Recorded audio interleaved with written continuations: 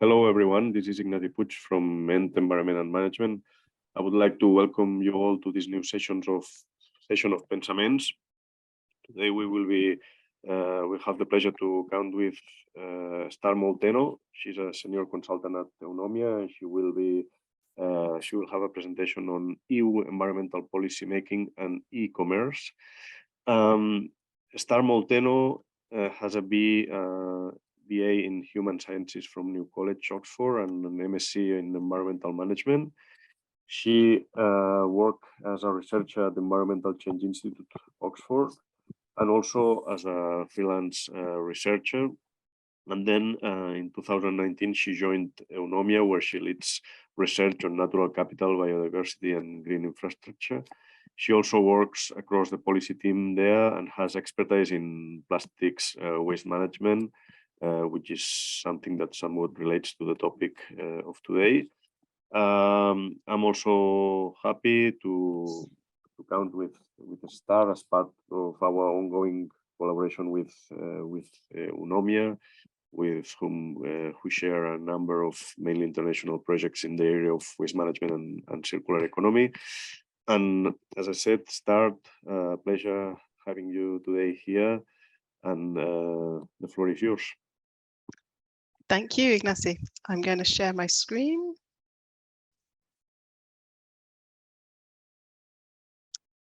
Lovely. Can you give us a thumbs up that you can see the right screen there? Lovely. Okay. So I'm very happy to be here today. Thank you for the introduction, Ignasi. The presentation is in English. I apologize. I will try to go steadily. There is quite a lot of material and ideas. I'm happy to take questions at different points. If you want to, I'll give some spaces for that. So who am I? Who is Eunomia? Some familiar names here today, which is great. But for those of you who don't know Eunomia, we do have offices globally now in New York, even in New Zealand, that isn't on the map there, Brussels and Athens. And we work both with governments on policy development and with private clients. And we have been working to support the EU Commission with research informing policymaking for a number of years, going back to 2013, probably longer if I looked in the files.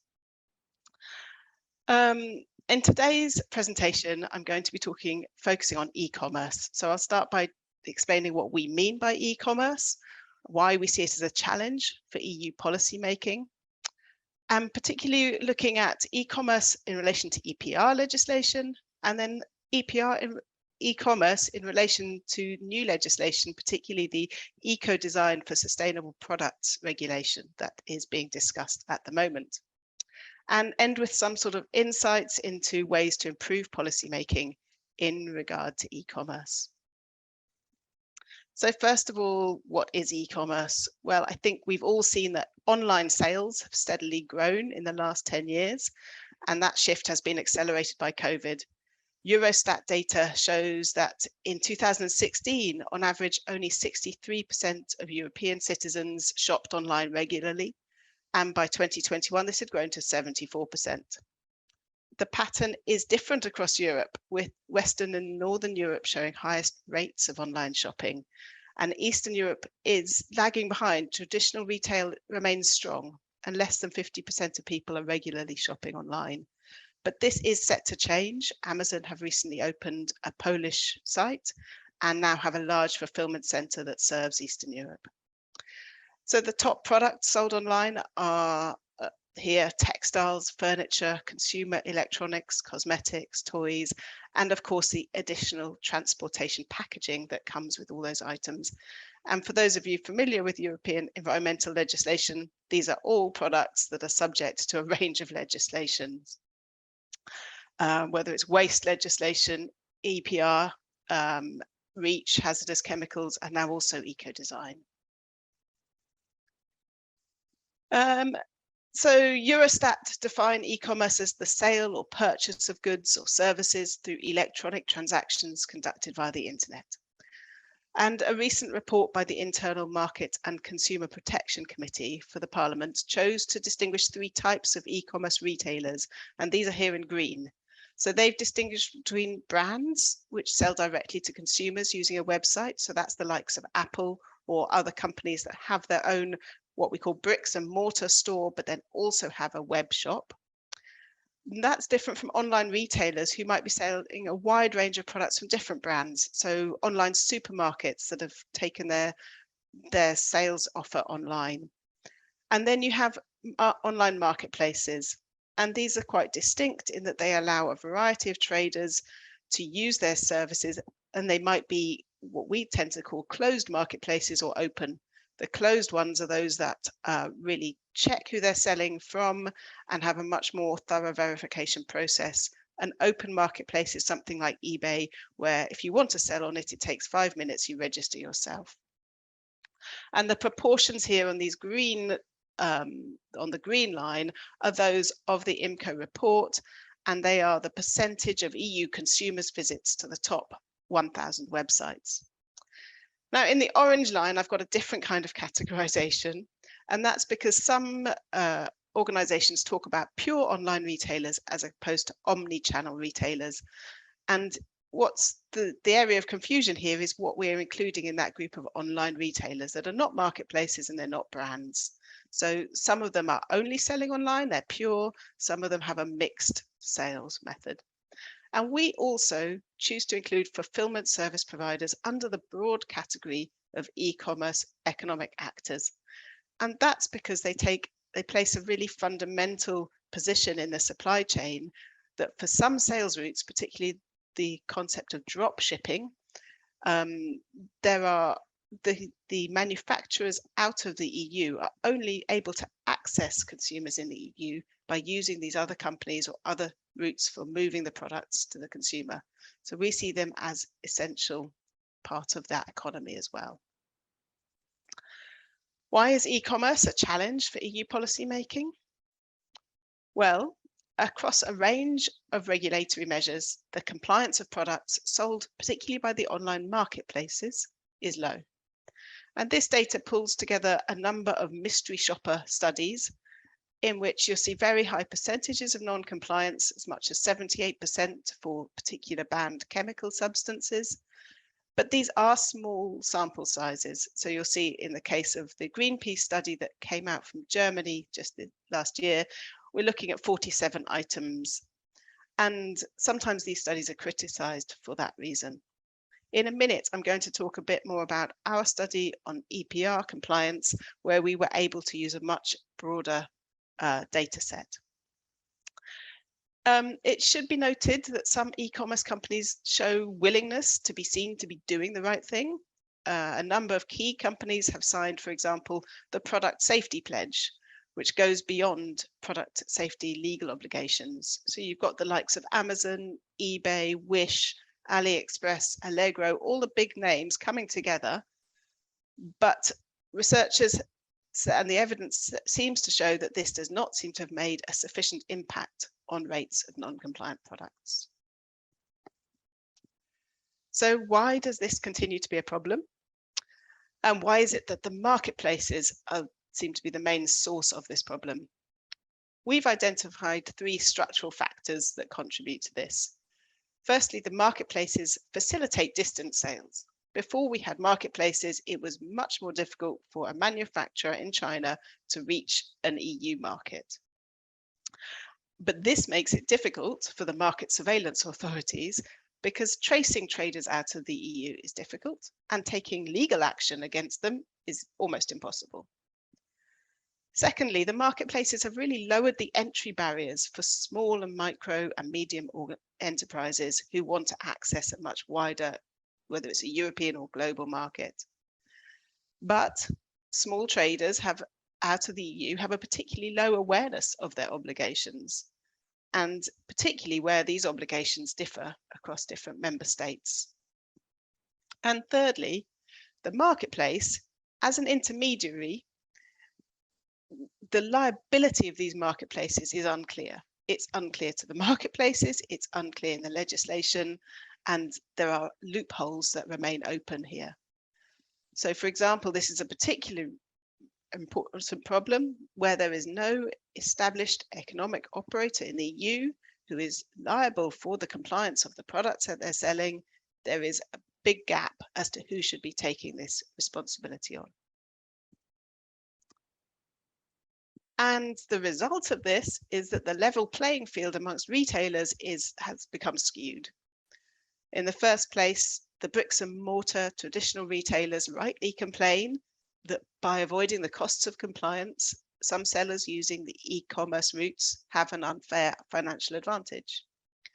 Equally, among e-commerce companies, there are those that say, we're doing what we can, we're making an effort to ensure that our traders are abiding by the regulations, and they're frustrated that there are other e-commerce companies seeking to sidestep the obligations where possible. And this brings a challenge for policymakers. So the obstacles to good policy making can be attributed both to the complexity in the sector and also to the rigidity in the legislative process. On the one hand, we have a rapidly changing sector. That growth over the last 10 years has led to a lot of innovation in business models and routes. Secondly, we've also got global companies that can choose how they structure their organization and can seek to avoid particular obligations in a certain location. And we also have seen in this sector, more than in others, the concentration of market power. And this has led to some concerns about anti-competitive behavior and how the sector is structured. So it's difficult to legislate, but then the legislative procedure doesn't help, being where we have some outdated legal categories. The kind of terminology that's used in the legislation of manufacturer, importer, producer, and so on is difficult to apply in this sector. We also have the policymakers working in a vacuum without a genuine understanding of how the sector is operating and changing. And to add to that, the EU policy making that allows a different implementation of legislation at the level of the member states adds to the confusion in the sector, both for the actors themselves. So I'm going to illustrate this point about complexity here. This diagram shows that for an EU manufacturer selling online, there are at least 3 routes to reach a consumer, either directly through their own web shop, using an EU distributor, and they may also choose to use an EU retailer in the shape of a marketplace. Okay, fine, we can deal with 3. But when you look at the non-EU manufacturer, we have estimated that there are at least 15 possible routes reaching an EU consumer through using e-commerce sales routes. And these use a combination of distributors, online marketplaces, and fulfillment service providers. Now, the green boxes here is our best guess at which economic operator in each of these supply chains should have the responsibilities of the importer. This is our interpretation only, but this is crucial because some online supply chains actually sidestep the role of the importer, such as when a manufacturer sells directly to a consumer and either uses a fulfillment service provider or engages in drop shipping, where it dispatches items directly to the consumer. And often these are in small quantities underneath, in a sort of small package underneath 150 euros. So in these cases, the sale goes through and there is no EU established economic operator. Okay, I'm going to talk about a particular project in a moment, but does anybody want to raise any questions so far? I can't see you all, so if you put your hand up, you might have to shout instead. Okay, I will go on and we can think about this in a minute. So I mentioned earlier that low compliance is seen in product design, but it is also evident in the lack of compliance with extended producer responsibility obligations.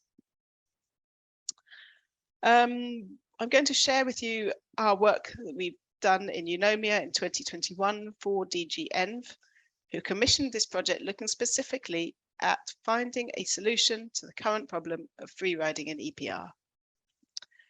Now, free riding in this project, we took to mean the total non-participation with extended producer responsibility. So this is different from the underreporting that is a challenge for a lot of EPR organizations. And the products we looked at were batteries, packaging, and also textiles because of the interest in extending the EPR principles to the textile sector. One of the nice sort of findings that came out of the focus group were, how do we understand the different kind of actors that are likely to free ride? And there's a scale of intentionality that's useful here. So on the one hand, you do have, well, I'm calling them the artful dodger, but you have companies that are deliberately looking for ways to avoid their obligations. You have others, smart business, that just see it as a financial risk choice to make, to not oblige with obligations because of the cost of doing so. Then you have some companies that are selling maybe compliant in the main country where they're operating, but they're also selling through marketplaces in other countries and they're not compliant in those countries. You also then have actors, small enterprises, who really just do not understand their obligations and are not aware. So altogether, what do we know about the scale of the problem? So in this project, we did a data scraping from a number of marketplaces and countries, looking at over 6,000 product pages. The main data that I'm pulling out here are from two large marketplaces in Germany and Ireland. And they were chosen because in those locations, the producer register, which companies are meant to be aligned on, were publicly available, and we could search them and compare them with the data we were scraping from the websites. So we used a string formula to compare the sellers' business names with those on the national producer registers, and used that as a proxy for whether the seller was compliant with EPR or not. And what you can see here is that on the left, the sellers who are not on the national register reach as much as 79% for IT products, going down to sort of even 50% for lighting equipment. The diagram on the right shows when the different kind of percentages when you're not looking at the number of sellers, but you're looking at the number of products available online through those sellers that aren't registered. So high levels overall across these are, have I included batteries here? Yes, I have. Okay.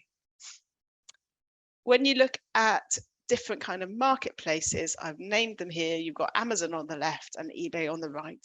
So you'll see within eBay, you're looking at non-compliance levels of around 90%. Why is Amazon lower? Well, it's actually, in this case, because of the fact that they sell a lot of their own items, which they are compliant for. eBay, as I said initially, is a much more open type of marketplace, and there are very few kind of verification checks on the traders using the marketplace. But what is important is understanding that marketplaces differ. They differ in their business structure, and that affects their scope for allowing non-compliant trading to go on. So the policy objectives arising from this report were to improve the detection of free riding, to reduce the complexity of compliance requirements in order to support higher compliance rates, and to raise awareness of the legal obligations and the consequences of non-compliance.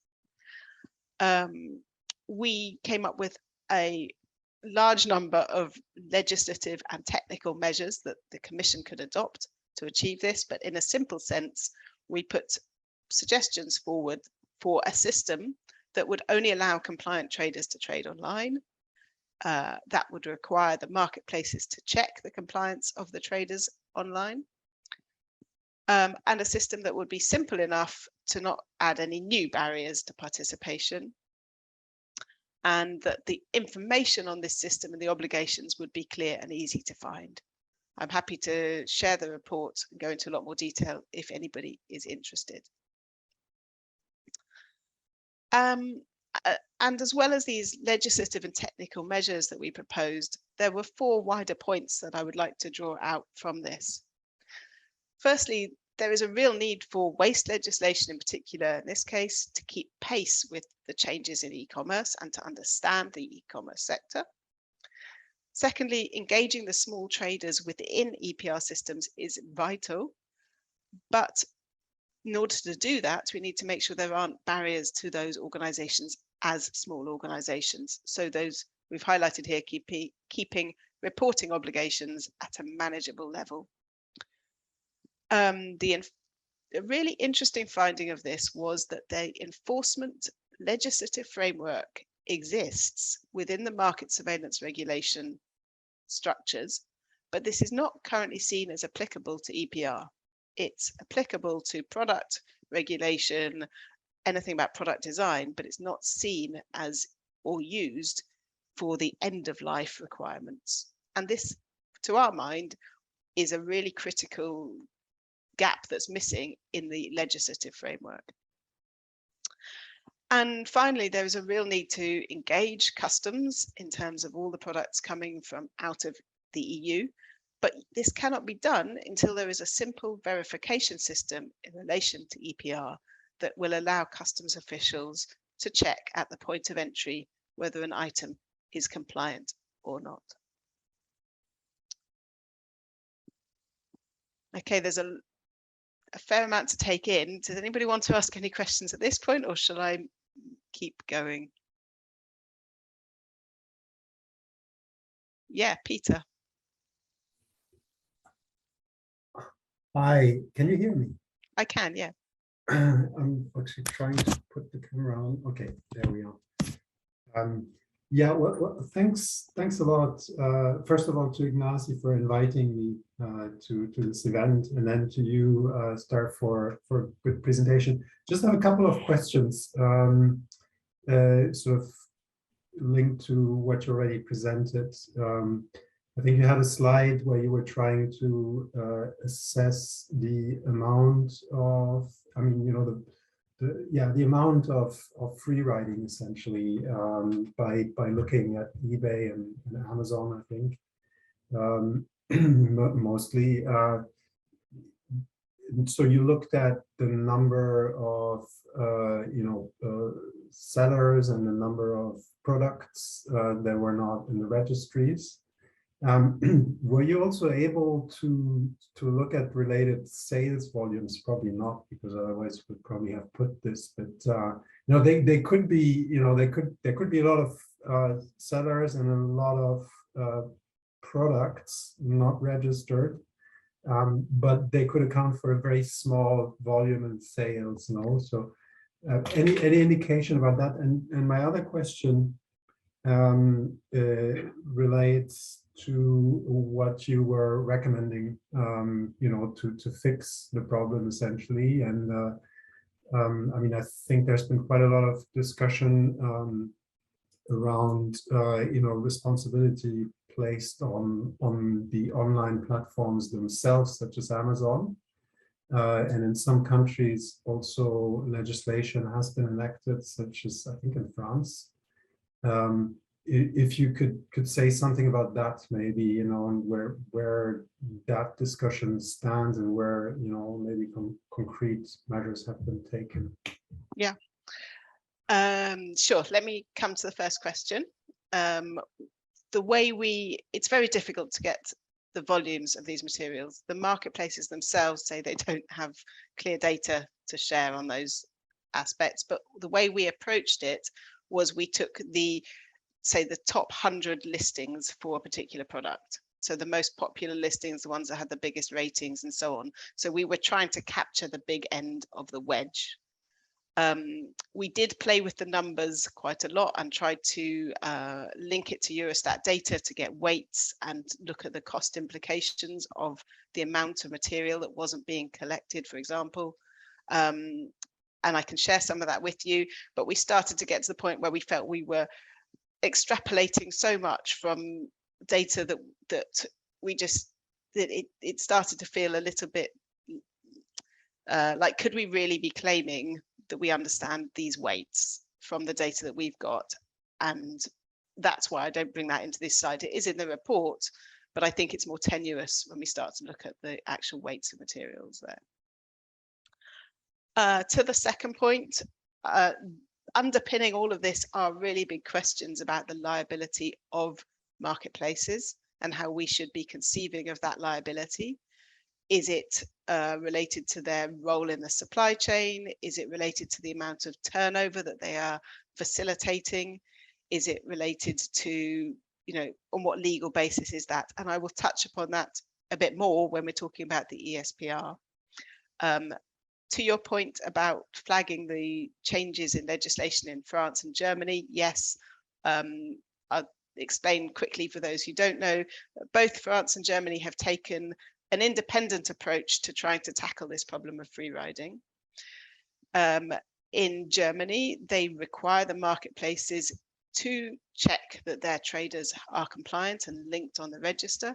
And it has been there's been a dramatic change following that legislation. When you look at the number of registrations of companies on the German WE register and the German packaging register, I can share data with you on those. It's very significant. Essentially, Amazon went back to their sellers and said, if you don't do this, we can't serve you, which is exactly what we want them to do. That leverage power that they have is massive, and it definitely had an effect. The marketplaces don't like that approach because they don't want to tell their sellers they're going to have to cut them off unless they do something. But it does seem to have had the desired effect. In France, on the other hand, the legislation took a different approach and said, if you can't show us as a marketplace that your trader is compliant, then we're going to assume you're compliant. And that seems neat, and it might work in this case for some of the product aspects on eco-design I'm going to talk about, but it has its own challenges. And it also raises alarm bells in terms of some of the marketplaces able to respond to that and deal with that. So for example, Amazon's and eBay's can set up a structure where they offer their seller, oh, we'll include your EPR responsibilities in your monthly fee, job done. But that lets those small sellers off the hook, and they're less likely to go and do the compliance process that's needed. And they may well be selling on other marketplaces that aren't doing that. They may well be selling through their own web shop. So I think it's not necessarily the whole solution, although it did look like a strong approach to start with. Let me go on, Peter, and then we can touch on these themes again. Okay. So we've recently worked at Eunomia on a project for the European Environmental Bureau, analysing the proposal for eco-design for sustainable products regulation. And this allowed us to take a closer look at some of the legislative barriers and the risks of leaving open some of these loopholes in relation to e-commerce. So very briefly, this work identified that the ESPR proposal is still lingering with the old terminology and the old loopholes of other legislation and subject to the same risks. In particular, in the way that the legislation is worded currently, we see that there is inadequate provision for covering products manufactured outside of the EU and sold through online marketplaces. There are very limited requirements placed on fulfillment service providers. All they're asked to do is make sure that when the product is in their care, they don't do any damage to it that would affect the kind of product eco-design compliance that has been done up to now. And that's insufficient in our view. There is also a lack of clarity in the text on the destruction of unsold goods. Now, this is an area where marketplaces have been flagged as very problematic when, for example, you have a lot of returns, whether it's clothes or electronic goods. What does a marketplace do with them? There's a lot of effort required before you can sell them again to customers. And there is a high instances of just destroying these goods, which is clearly counter to a circular economy approach. But there is a lack of clarity in the text on this in the current proposal. And there are exemptions for small and medium enterprises, particularly in relation to unsold goods, which we think could still open a loophole for other companies to engage in that practice. Then there are also wider risks. overall, there is not enough deterrent to ensure compliance. The penalties for non-compliance are not sufficiently weighty enough and not proportional to the size of the organization. There is also the way that sustainability and product information is handed to the consumer is often left to the marketplace, who can input their own kind of sustainability filters or own kind of assessment of this. And we think there is a big opportunity for greenwashing and misleading consumers, which is exactly what the ESPR proposal tries not to do, is aiming towards. Let's give consumers the information they need to make more sustainable choices. We don't think that's sufficiently dealt with. And then finally, there is no discussion about how these legal obligations will be communicated to these sellers. And again, the marketplaces are ideally positioned to be that point of communication, but there's no obligation on them to do so. I'm going to dive for a moment into two specific legislations that are really worth understanding. One is the Digital Services Act, which was adopted in 2022. And there is some useful stuff in here and some problematic stuff. So on the first case, the Digital Services Act does require online platforms to increase the data that they take from their sellers and to check that. So that allows for increased traceability of traders using marketplaces. Okay, great. But the Digital Services Act upholds and reiterates that online marketplaces should not be subject to general monitoring obligations. And this is a problematic term because, for example, in the case of the German legislation that I was talking about, where Germany says the marketplace must check whether their trader is compliant or not, this could be construed as a general monitoring obligation. And it's important to remember that the DSA was constructed primarily with the objective of dealing with issues around illegal content online, pornography or political statements that are destructive. I don't know, but that kind of content idea is very different from dealing with products and product compliance. And the DSA has been criticized for being weak in trying it was done to do one thing and it doesn't really work for the other, but it didn't give enough thought to how the marketplaces would fit in this structure. And finally here in the DSA, the liability of marketplaces, which are classified as intermediary service providers, is limited. They are exempt from liability for damages or criminal sanctions related to the content provided by third parties using their networks. And this is something that I think needs to be challenged. So then we come to the Product Liability Directive. And this is looking at dangerous goods, items that might explode when you're using them.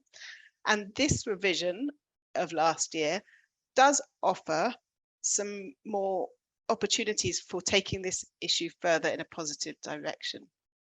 So the Product Liability Directive adds that if a consumer purchases an item from a trader who's not established in the EU, the importer of the defective product and the authorized representative can be held liable.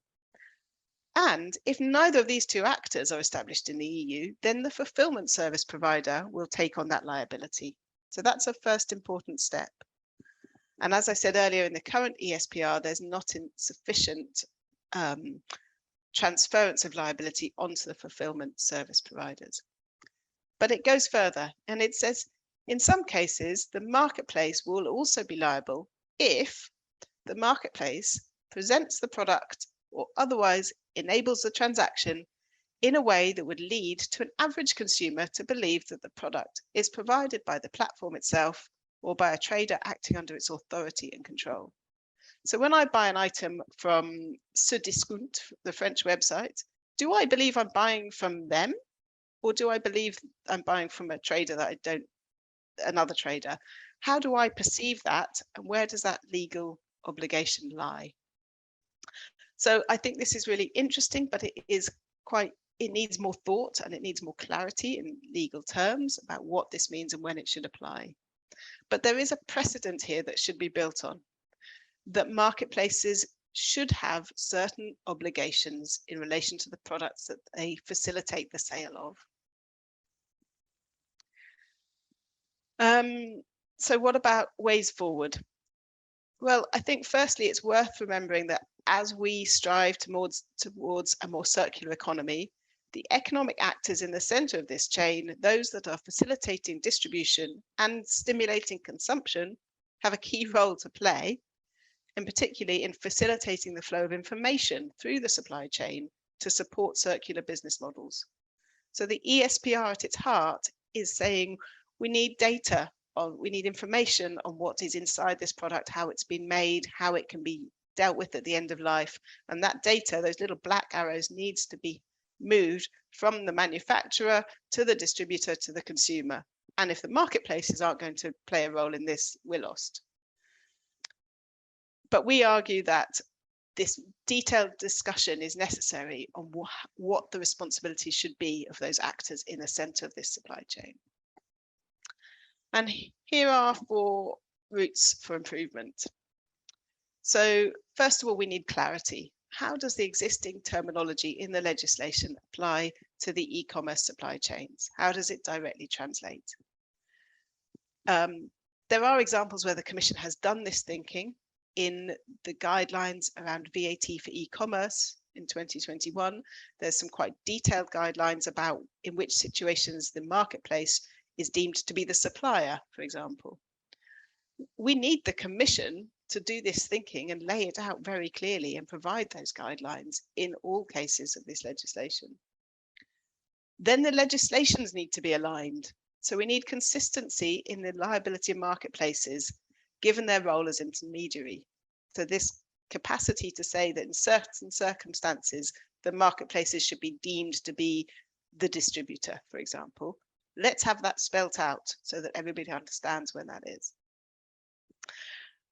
Expanding market surveillance, expanding the remit and the tools. So market surveillance should be covering EPR compliance as well as product compliance.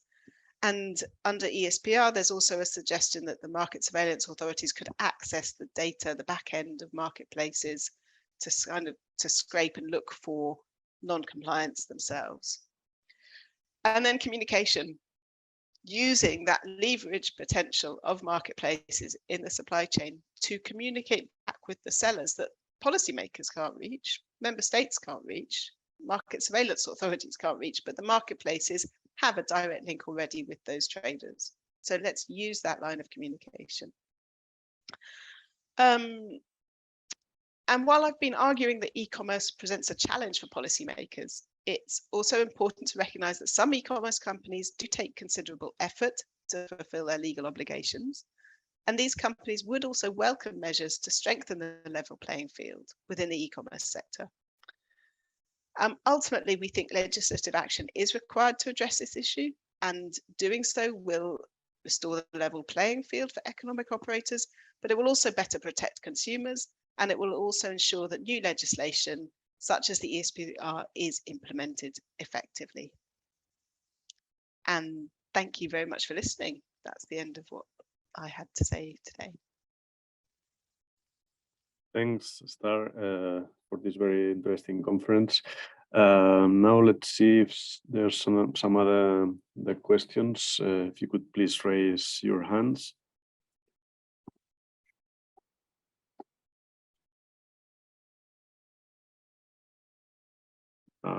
No, for a moment. I will ask a question myself. You mentioned, Star, that the case of Germany and France as examples of member states that have their own national approaches. But this question of e-commerce, due to their nature, it seems quite naturally demands an European approach. I understand, I'm not so much familiar with this issue, but I understand that some other countries don't have this national approach. So your recommendation would be for countries to advance anyway in their policies in this area, or should they wait for advances in the EU legislation? Yeah, it's a good question, and many many of the member states were asking us the same thing at the end of the project. There doesn't seem to be any movement quickly within the Commission to put forward an EU-wide approach to this. I think in the absence of that, it has been very useful that both France and Germany have tried their own ways, because that's allowed us to see what is the impact of that and to test the water, if you like. I think for that project, I remember some discussions with Spanish ministers. You probably in this audience understand better than I do of where the thinking is on that at the moment, but there was an appetite to follow the French model in the Spanish legislation. I think I'm slightly alone in being cautious about this deemed to be provision that is placed on marketplaces. It could work, but it needs a lot of thinking about how it could work. So my own perspective is keep going at a national level with initiatives, because ultimately the Commission will have to jump on it and say, we see this working, we all need to do it. If nobody does anything, it's not going to happen. Mark, you might have a different viewpoint on that. I wonder if you want to come in there. Sorry for my voice. Good morning, everyone. I have a question. Star and all, we see already that the Commission is putting some legislative proposals in some new legislation. And I would like to quote an example. It is, for example, the packaging and packaging waste regulation. And what we see there, basically, it's merely the clauses that you, Star, have described deriving from the Digital Services Act. But seeing the shortcomings of what you have very clearly showed in your slide, do you think this is satisfactory? Or could we think that the Commission would be a little bit more ambitious and would listen more to your ways forward suggestions? Thanks, Mark. I haven't looked in detail at those provisions in the packaging waste directive. I should have done, because I was on the team. No worries. It's just more or less exactly what you have in your slide. Okay. You know, the slide where you talk about the DSA. So there seems to be the way the Commission addresses these legislations is it likes this idea that it has these horizontal legislations that are super important, and everything else that comes from it needs to follow what is there. And the Digital Services Act is one, the General Product Safety Regulation is another, and so on and so on. So when we were engaging in this project, we were literally told we cannot challenge anything that's in the Digital Services Act. It's been negotiated and that stands. So that's why all this legislation that's coming now has to cite the Digital Services Act. And we even had, in our engagement with Amazon for this recent project, they provided a nice written statement that said, we, in all the recent negotiations, we uphold, this lovely clause in the Digital Services Act that protects us from anything more. But I think there is a lot of scope for questioning what a general monitoring obligation actually involves, whether it is appropriate in the case of product sales rather than illegal content, which is a different area.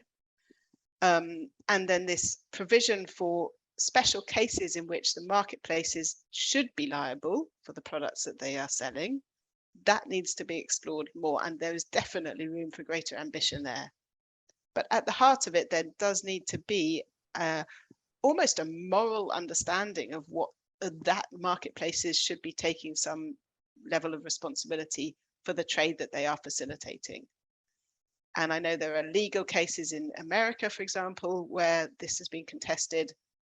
It's a conversation that needs to be had in more depth, in my view. And there is no reason why the provisions in the Digital Services Act couldn't be amended and tweaked to accommodate this. We also have a question from Veronica Martinez.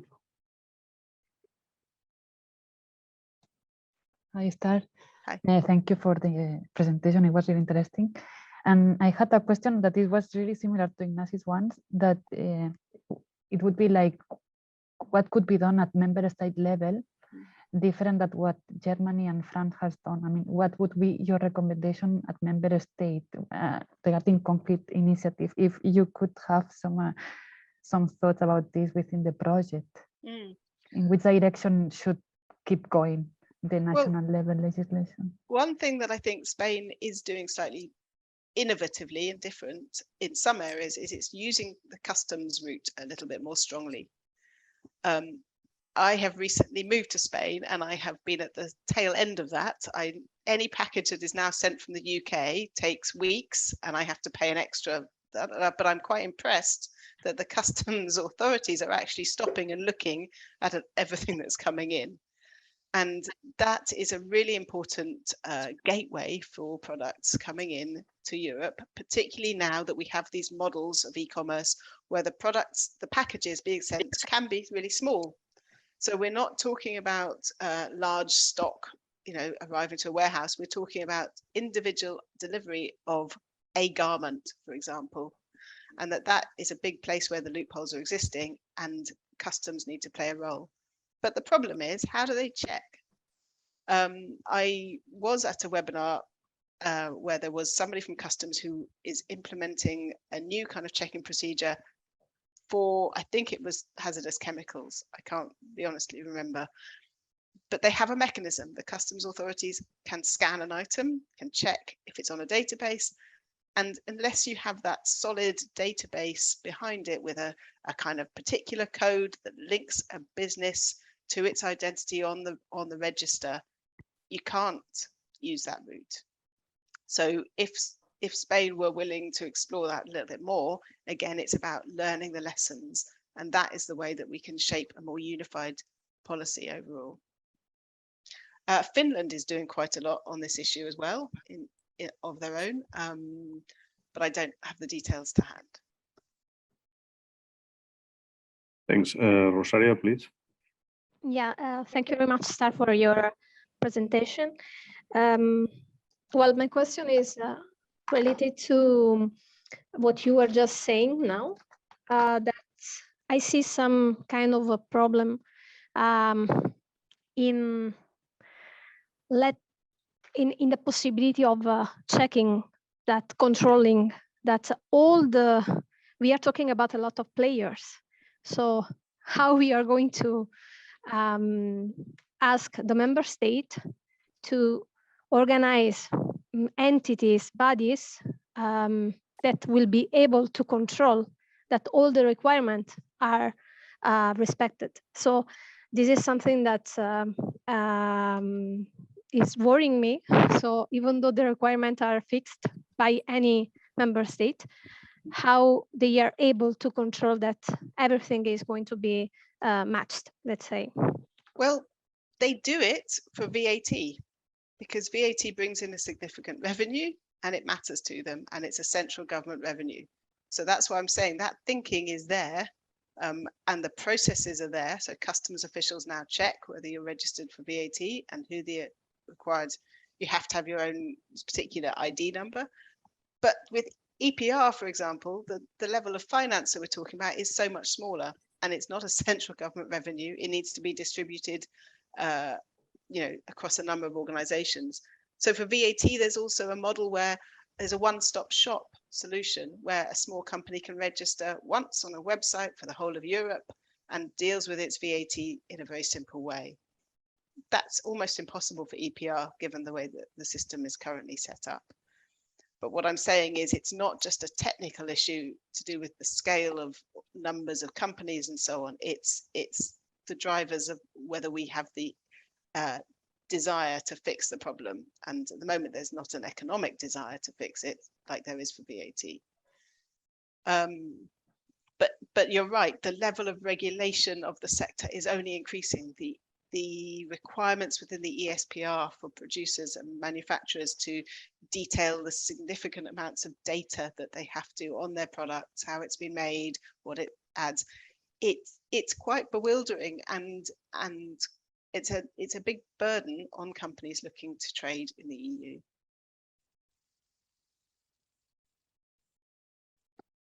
Thanks, Star. I don't know if there's any other question or if you want to add anything. Otherwise, we will leave it here. Again, thanks very much for your participation. It's been really interesting.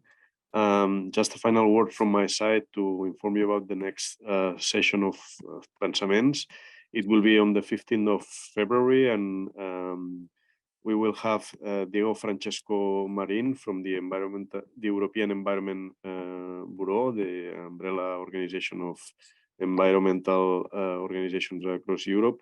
And he will be talking about Europe's Critical Raw Materials Act and the rise of green extractivism. It will also be a very interesting session, probably. That's all. Thanks again, and see you soon.